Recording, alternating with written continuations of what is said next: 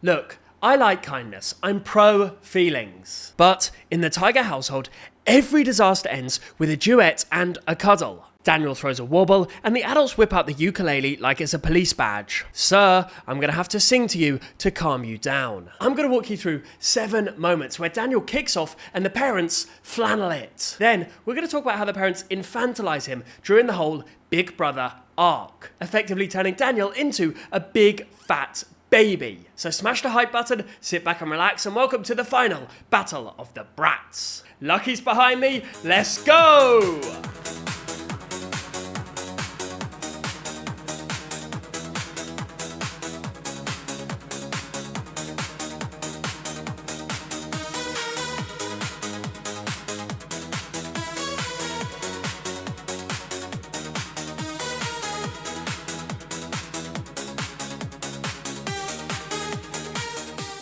Number 1. Daniel wants to ride Trolley.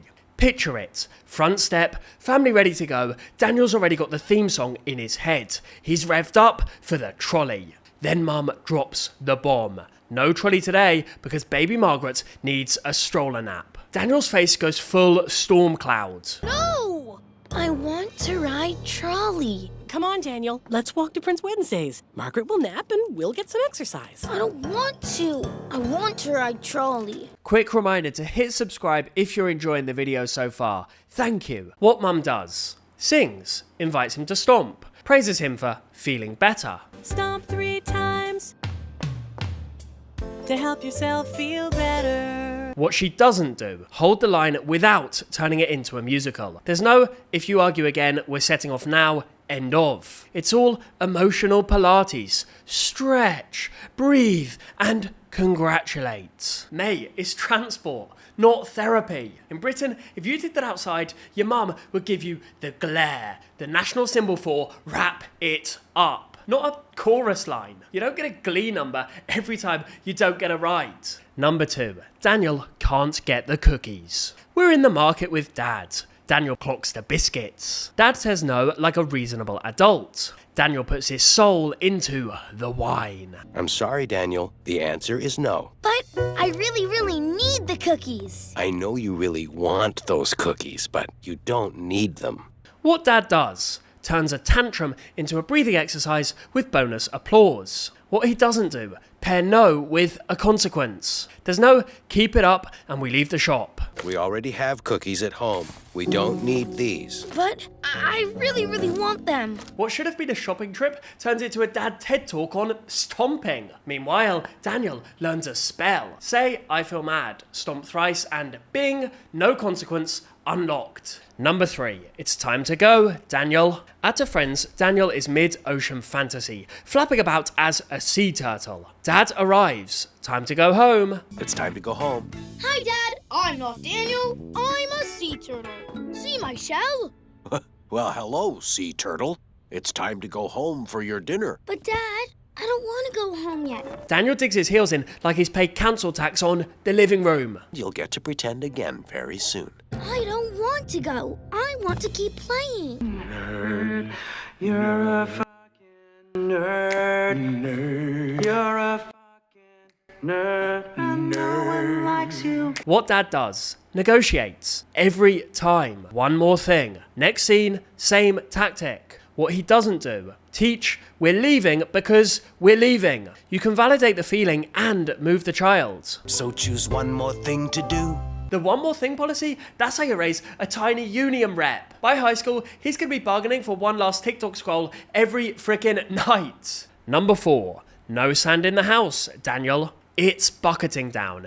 Beach days off, so Daniel and Prince Wednesday decide to import the coastline into the lounge. Mum walks into a Sahara on the floor and explains to the boys with saintly calm. Real sand makes such a big mess on the floor. Then is straight into the chill out chorus. When you feel so mad that you wanna roar. What Mum does. Breathes, sings, praises the calming, and helps the boys pivot the plan, ditching the grit and building a pretend beach with soft stuff. What she doesn't do, there's no immediate automatic consequence, such as having the beach cancelled full stop. The lads get a redesigned session, not the reckoning they deserve. But how can we make an inside beach without sand? makes me so angry. Grr. If you did this in Britain, you'd be issued with a dustpan, a hoover, and a lifelong respect for flooring. Do this in Tigerland, however, and your mum project manages your pop-up resort. It's crazy, bro. It's truly a consequence-free zone. Number 5, the birthday buddy fiasco. Margaret's birthday. All eyes on the baby. Daniel sulks because shock is not about him. Why is everything yellow? I like red. So, what do the adults do? Invent a brand new role to make him feel special. Birthday buddy. There's even a song. Be a birthday buddy and help out too. What Mum does. Reframes Daniel's jealousy into a job title, heaps him with praise, and literally hands him the ox. He leads a silly panda game and an original, quieter birthday wish song to soothe Margaret. What Mum doesn't do. Let him be one guest among many. There's no, it's not your day. Help if you like, but you are not the star. No practice at sitting with normal, boring, developmentally useful envy. Only in this house do you get a compensation title because somebody else is having a birthday. It's like your sister turns 2 and you're appointed Deputy Fun Commissioner. Yep, instead of letting Daniel stew in the background like every other sibling in history, the parents created a brand new character role just for him. Weak, weak, weak. Number 6.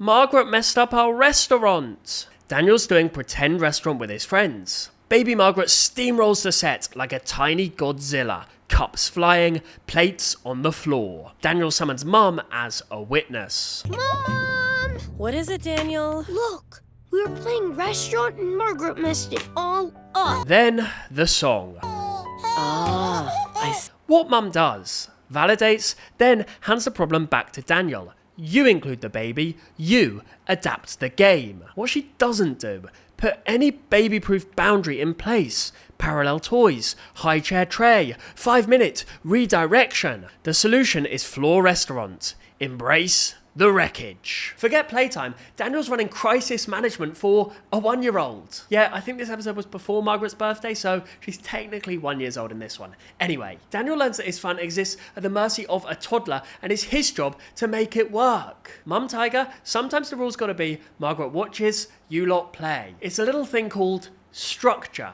Number 7. Dad Tiger gets mad. Back home, Daniel wants a puppet, spots a sock, and boom, Sharpie massacre. I think this is my dad's sock. I can use this sock to make my puppet. Dad, look at my puppy puppet.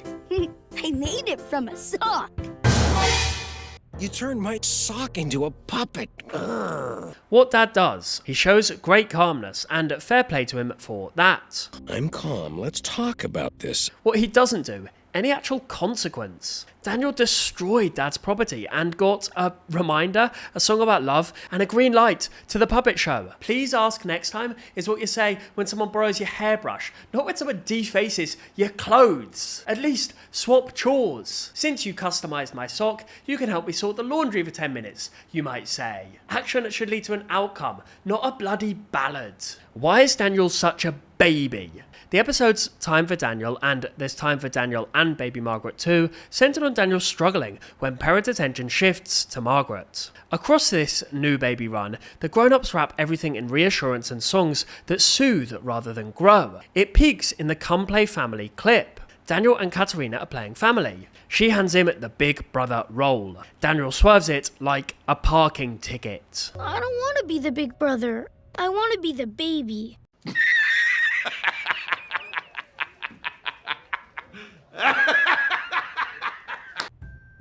And this is my crib.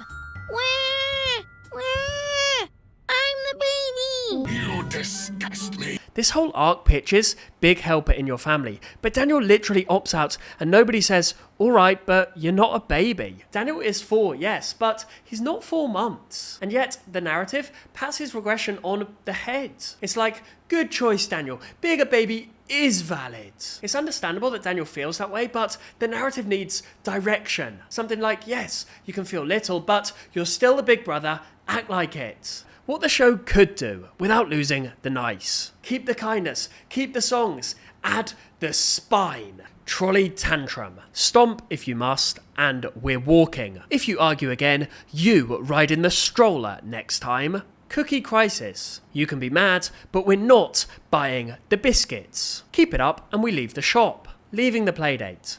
I know it's hard. Shoes on. No one more thing if you argue. Rain roar. Name it, then choose an indoor plan. Shouting doesn't move the clouds. Big brother regression. You can feel little, but you're not a baby. You're big brother. Sock puppet vandalism.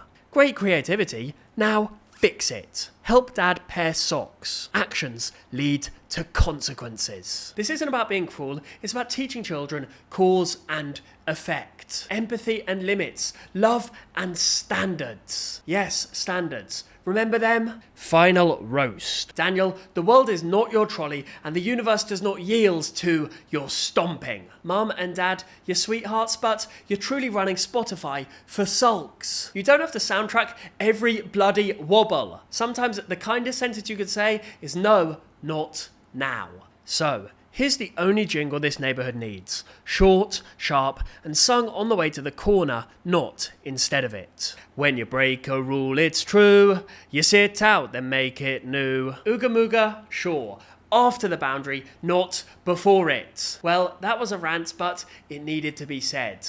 I'm Snipe Snap. He's my cat Lucky. There he is, my boy. We'll see you soon. Snipe, Snap, out.